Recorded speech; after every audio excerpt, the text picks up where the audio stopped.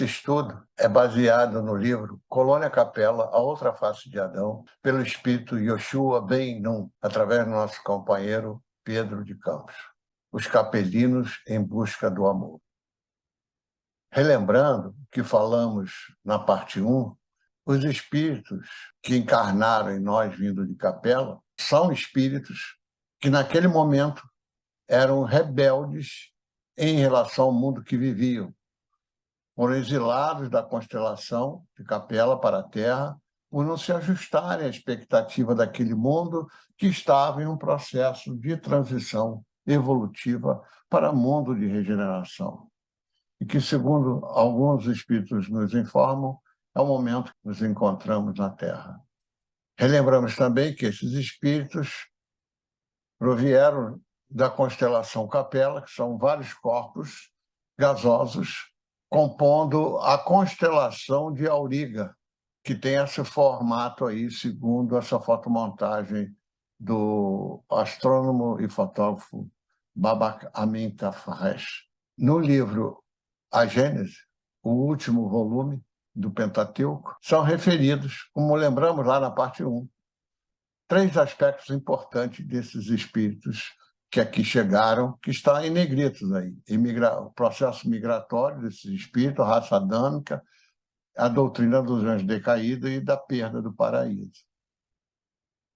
Lembramos que, neste livro, dentre vários outros aspectos, esses chamam a atenção para a reflexão que desejamos fazer nesse vídeo. Diz assim no item 43, dentro do capítulo Os Degredados de Capela. Até que os espíritos tenham atingido certo grau de perfeição, estão sujeitos a falir, seja no estado de erraticidade, seja de encarnação. Falir é infringir as leis da natureza, as leis de Deus. O espírito só a compreende pouco a pouco, e à medida que sua inteligência se desenvolve. Aquele cuja inteligência está desenvolvida, que tendo todos os meios de se esclarecer, faz escolhas contrárias às leis divinas, desrespeita a lei voluntariamente e pratica o mal, com conhecimento de causa, é uma escolha dele, incorre em uma revolta, uma rebelião contra o autor da lei. É importante também assinalarmos que os mundos progridem fisicamente pela elaboração da matéria e moralmente pela purificação dos nossos perispíritos. Então, a evolução ela se dá concomitantemente no plano material e no plano espiritual. A felicidade, que é uma expressão do amor, está na razão da predominância do bem sobre o mal. E a predominância do bem é resultado do avanço moral dos espíritos. Aí o grifo é meu, porque isso é muito importante. Por quê? Porque o progresso intelectual não é suficiente, pois com a inteligência pode-se fazer o mal. Assim, tão logo o mundo chegue a um de seus períodos de transformação, que o deve levar na hierarquia, mudanças ocorrem em sua população, encarnada e desencarnada. Então, é o momento em que ocorrem grandes processos migratórios. Espíritos que partem, espíritos que chegam. Como o caso de Capela, eles partiram de Capela e vieram para a Terra. Aqueles que, apesar de sua inteligência e saber, perseveram no mal, em sua revolta contra Deus e suas leis, serão daí para frente mais um entrave para o progresso posterior, uma causa permanente de perturbação para o repouso e a felicidade dos bons. É por causa disso que são excluídos, como aconteceu com os grupamentos vindos de Capela, enviados para menos evoluídos. Ou seja, naquele momento migratório, Capela era muito mais evoluído do que a Terra, estava partindo para a regeneração. E nós éramos ainda um mundo, existiam populações ainda primitivas aqui. Lá, eles aplicarão sua inteligência, a intuição de seus conhecimentos adquiridos para o progresso daqueles entre os quais são chamados a viver, ao mesmo tempo que espiarão em uma série de existências penosas e por um trabalho árduo suas faltas passadas e seu endurecimento voluntário. E, naquela primeira parte, nós explicamos o processo que se deu de evolução dos corpos materiais que os espíritos que aqui encarnam ocupam. O corpo humano, que é o corpo que nós estamos ocupando, que está aqui em cima, né, eles derivaram de mamíferos primitivos, de mamíferos insetivos, como é o caso dos lêmuros, os tarcísios, que são mamíferos considerados raridades para a paleontologia, porque eles viveram em outras épocas e ainda persistem vivos. Então, foi a partir desses pequenos seres, ao longo de milhões de anos, formaram-se esses corpos. Os primeiros corpos que se assemelharam com os nossos corpos, corpos do homem, nós chamamos de hominídeos, né? Isso foram vários corpos, várias espécies foram se transformando até constituir esses corpos atuais.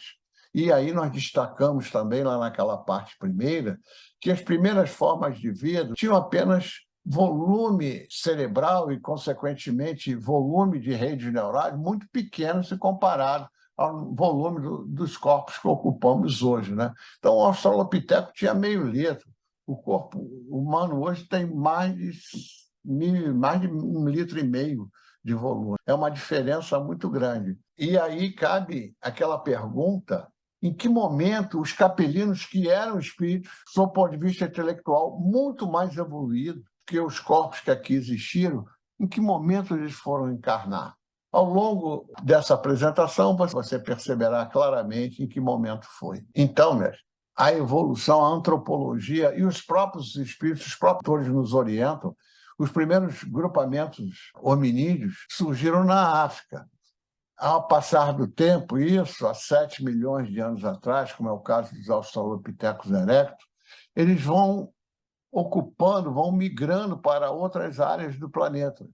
E, à medida que essa evolução vai se dando, eles vão dando origem às outras espécies, como é o caso do Homo erectus, tá? E os outros, até chegarmos ao Homo sapiens. Então, os capelinos, na verdade, vão aparecer, surgir nesse vale aqui, chamado Vale do Indo, na região do Pamir. E, à medida que vai havendo o processo de transformação, esses capelinos encarnando aqui, vão se difundindo, vão se espalhando por outras partes do planeta. A antropologia diz que esses hominídeos vão migrando, atingem a América do Norte, a América do Sul, alguns vindo por essa região extremo oriente, chegando ao Alasca, daí a América do Norte, mas também grupamentos que saíram da Europa Central, migram através da Oceania, Austrália, e chegam à América do Sul. Agora, evidentemente, nós ainda temos muita dúvida sobre essa dinâmica, mas já temos alguns conhecimentos também. Então, vejam, provavelmente, esses espíritos, como eram muito evoluídos, e vocês vão ver que eles surgem numa época da pré-história, que nós chamamos de Neolítico, provavelmente, que está em torno de entre 10 a 3 mil anos antes de Cristo. Aqui as formas eram bem mais primitivos. Nós conhecemos 2 tipos de precursores da espécie humana mais próximos, que são os chamados Homem Neandertal, Homem de Cro-Magnon, que explicamos lá na parte 1, com um pouco mais de detalhe que faremos aqui. Então, esses seres se encarnaram num período dessas formas ainda anteriores ao Homo sapiens, certamente foram os Cro-Magnon, a forma mais próxima da espécie humana, e que tinham características, como explicamos lá na parte 1, que se justificaria mais num corpo capaz de se efetivar no processo encarnatório desses capelinos em função do planejamento que eles tinham em vir aqui, que era a evolução moral, sobretudo, reaprenderem a amar, mas ajudar os povos que estão aqui a se desenvolver intelectualmente. Será que eu posso bater o martelo e dizer que foi assim? Não, não posso. Então, vejam, o Neandertal era uma forma de hominídeo ainda com os caracteres muito grosseiros. E, como eu falei para vocês, com uma massa cefálica ainda um pouco menor do que a do homem atual. E eles tinham práticas ainda também muito rústicas, habitavam cavernas, né? Explicitamos tudo isso lá na parte 1, é só você rever. Já o homem neandertal, como vocês veem nessa margem esquerda, é uma reconstituição a partir de uma caixa craniana, tem a configuração facial mais suave e também culturalmente mais desenvolvido, construía os seus hábitats, caçavam, tinham técnicas de caça mais sofisticadas que o Neandertal. Cultuavam seus mortos, tinham cultura, desenvolviam pinturas nas cavernas, fazendo narrativas, enfim, mostra um processo pouco a pouco de evolução. Agora, e aqui cabe essa pergunta: será que as transformações dos corpos físicos têm relações com as transformações espirituais? Bom, eu acho que vocês já estão respondendo, mas eu não vou responder, não. Eu tenho minha opinião. Vamos agora fazer uma comparação entre a evolução materialista e espiritual, fundado no livro que nós estamos tomando como base. Diz assim: distribuídas as raças pelo planeta, chegou, enfim, à humanidade a maioridade intelectual, em que suas preocupações passaram a voltar-se também para as coisas do espírito, como é o caso do Cro-Magnon. Mas será que o homem chegou realmente à sua maturidade espiritual? O que vocês acham?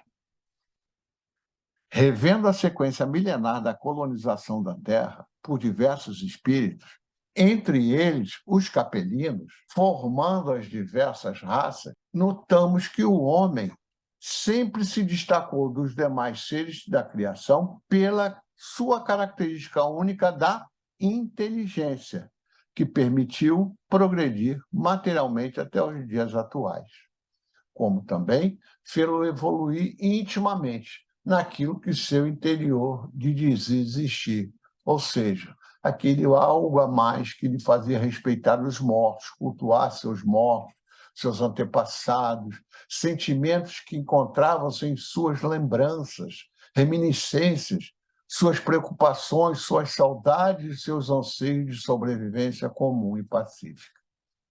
Mas de onde vem essa capacidade, esse potencial de transformação, de progresso, de evolução intelectual?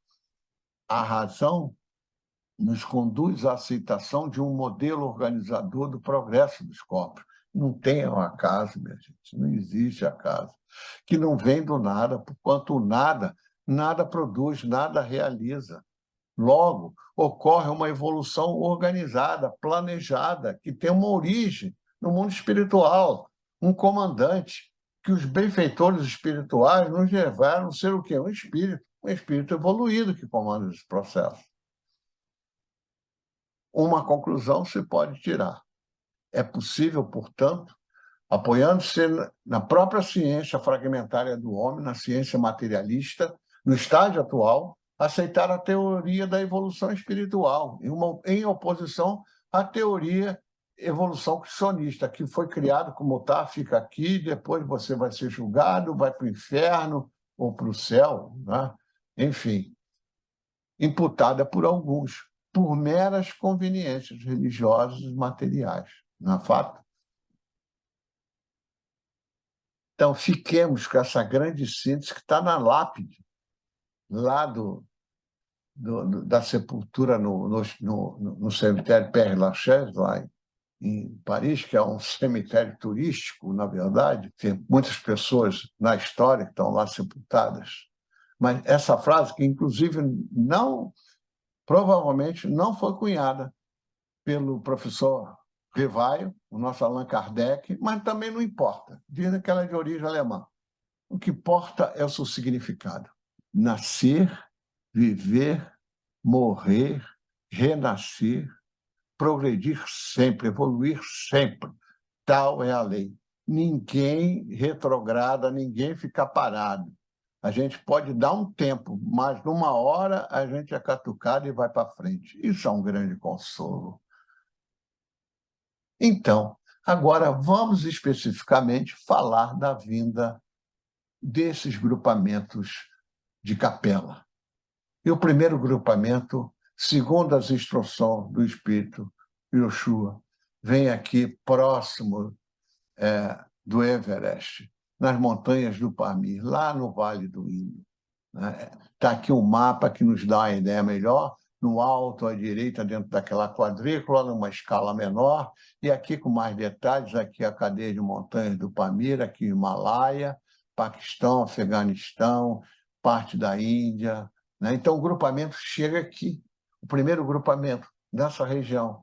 E daqui eles vão se reproduzindo nos corpos que eram, provavelmente, pelo menos de Cro-Magnon, e vão se reproduzindo, inclusive com corpos também menos evoluídos de outros espíritos ainda mais primitivos, deve ter acontecido em algum momento, que uma das características da vida no plano material é a biodiversidade, e vão migrando, vão se difundindo no espaço geográfico do mundo de então. Segundo o livro, a sequência seria essa. Eles teriam encarnado os primeiros grupamentos aqui no Pamir, vão se difundindo pela Índia, Oriente Médio, Europa Oriental, mas aí eu comecei a questionar, deve ter encarnado também em outras regiões, embora não seja documentado isso no livro. Então, há 20 mil anos, começa esse processo migratório. E a referência que nós temos é uma civilização dessa região do Pamir, que é a civilização Harappa. Existe uma cidade que tem esse nome, Harappa, que é uma rugosidade do tempo e onde viveram esses primeiros capelinos. Veja, interessante. Essa cidade, nesse croquis que tem aqui à esquerda, mostra que essa cidade era extremamente planejada, organizada. Tem ruas, avenidas, prédios, práticas culturais. Aqui ao lado você vê essa parte superior. Provavelmente isso aqui era um observatório, acúmulo de água, vias hídricas, enfim. Evidentemente, é um momento de clivagem na Terra em termos de evolução material. Essa civilização ela viveu de 3.300 a 1.300 anos de Cristo. Vejam a comprovação de que tem algo especial aqui. As primeiras regras de peso e medida derivam dessa civilização. A primeira régua vem dessa civilização. Os selos utilizados por esses no seu dia a dia. Inclusive, tem um aqui que eu separei para vocês, que tem, olha só, é uma suástica.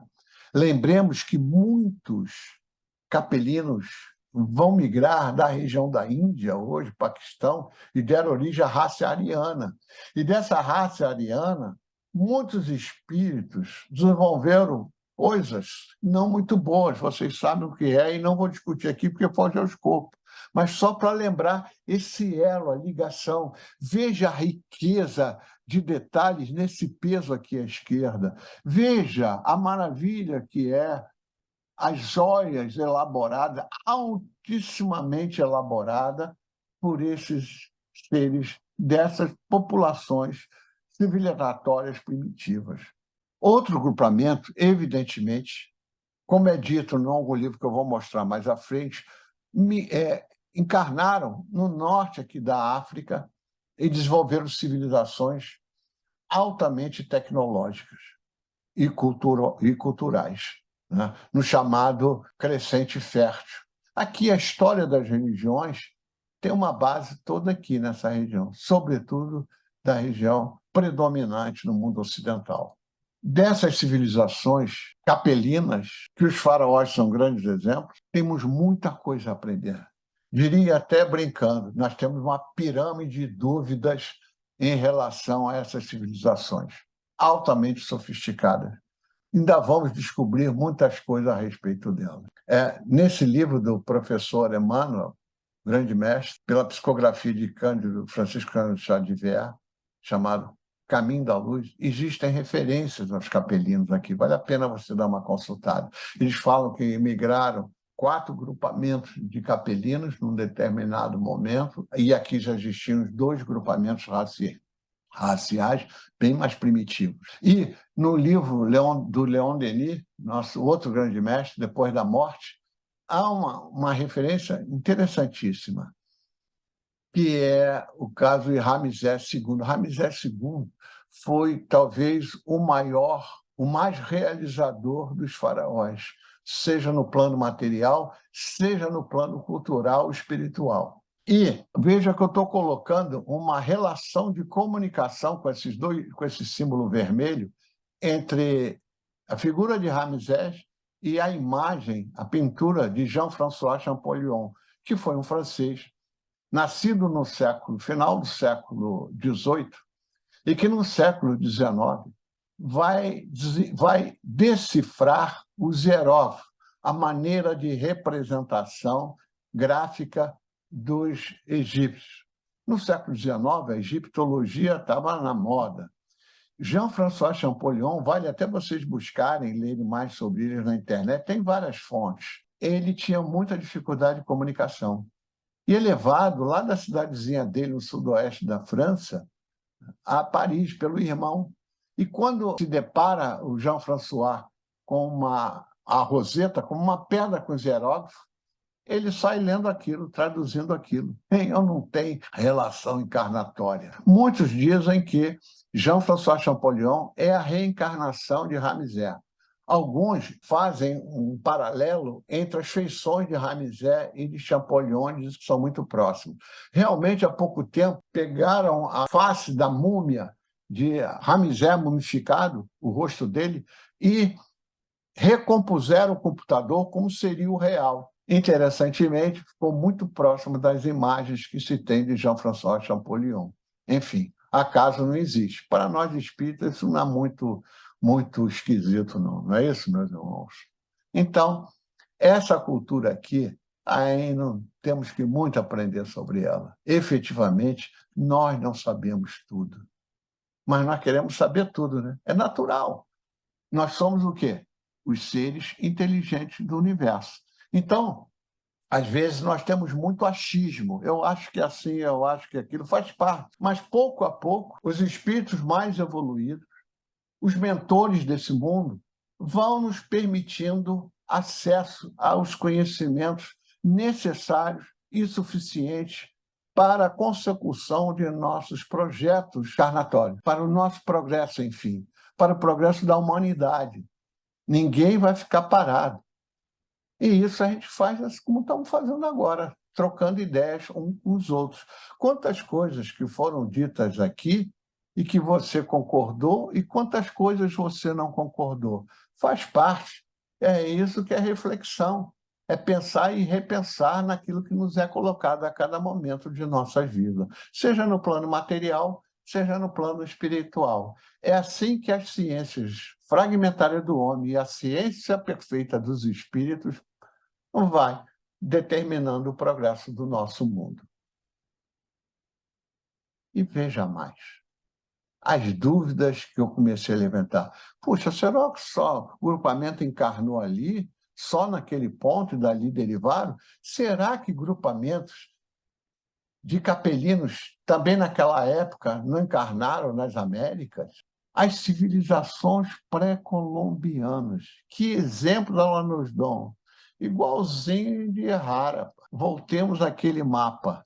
Veja aqui, minha gente. A citação do livro está aqui. Mas será que foi imigração? Será que outros grupamentos não encarnaram aí, como eu estou assinalando nesse momento? Verifiquemos o grau de desenvolvimento dessas civilizações pré-colombianas, como é o caso das cidades maias, cidades planejadas, com estrutura social hierarquizadas, comum naquela época em que o capelino se coloca, e até hoje nós temos isso entre nós. Os laboratórios de astronomia nessas construções, que eram construções de religação, lá naqueles ápices encontra o posicionamento dos observatórios astronômicos.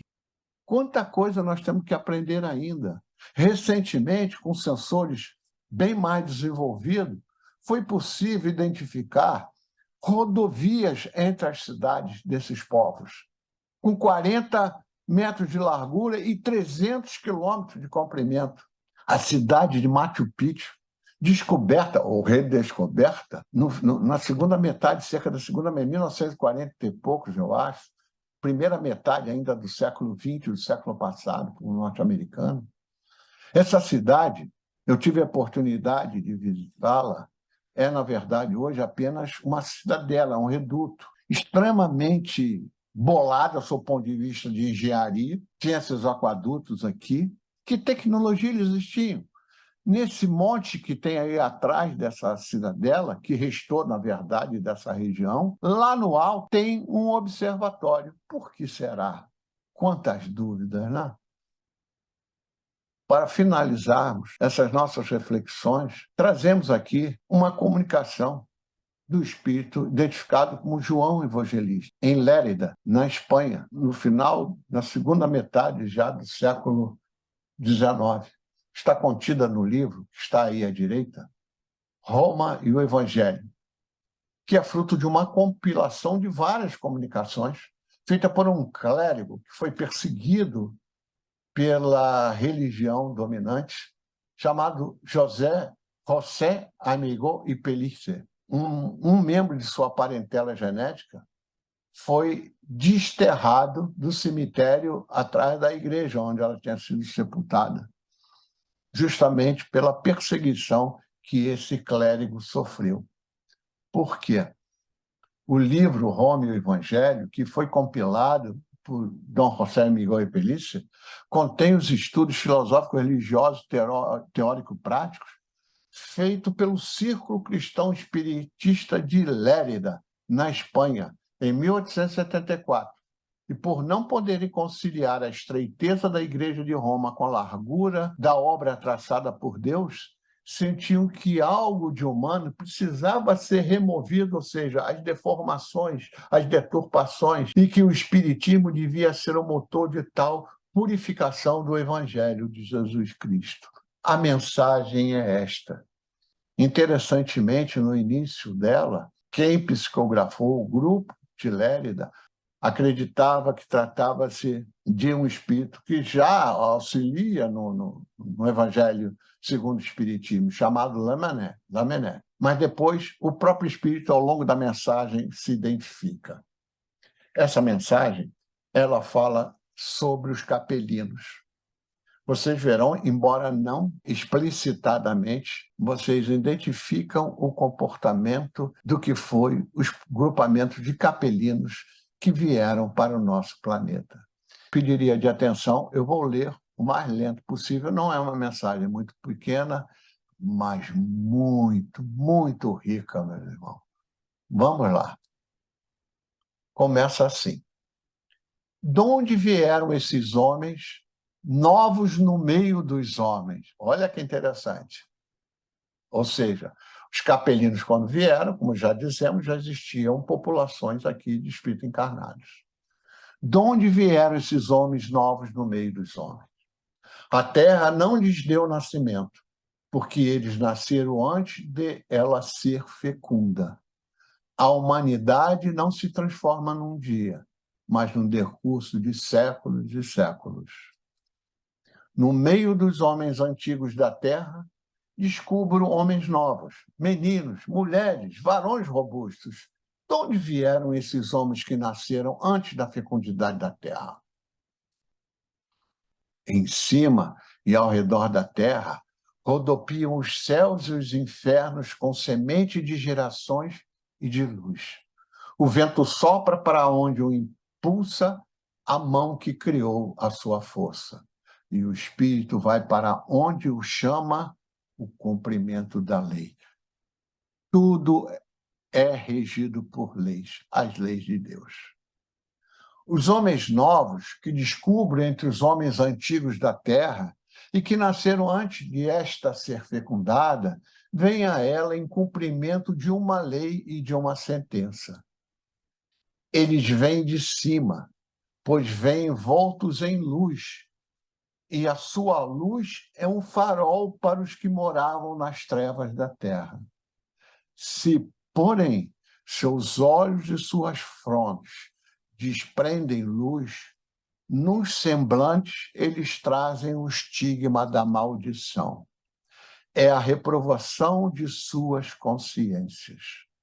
São árvores de pomposa folhagem, mas privadas de frutos, arrancadas e lançadas fora do paraíso, onde a misericórdia as havia colocado, e donde as desterrou por algum tempo. A cabeça de ouro, as suas mãos de ferro, os seus pés de barro. Conheceram o bem, praticaram a violência e viveram para a carne.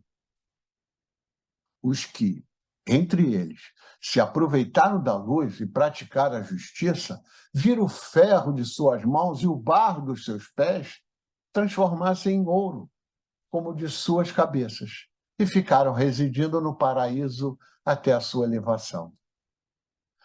Que belo! Para os outros, a misericórdia foi justiça, e seu pecado acompanhou-os em maldição perpétua, até ao renascimento. Eles tinham a luz e desprezaram-na. Em vez dela surgiram o orgulho e o desejo de oprimir os bons. E aqui eu abro um parênteses. Puxa, então, pelo que ele está dizendo aqui, é aquela teoria do foi julgado e vai eternamente para o inferno, para o sofrimento? Será? Vamos continuar. Moisés viu a sua luz e disse: são anjos decaídos. Viu-os feitos de barro e disse: são homens, Adão e Eva. E fê-los ser expulsos do paraíso pela tentação dos anjos decaídos. Aqui nós podemos inferir uma conclusão.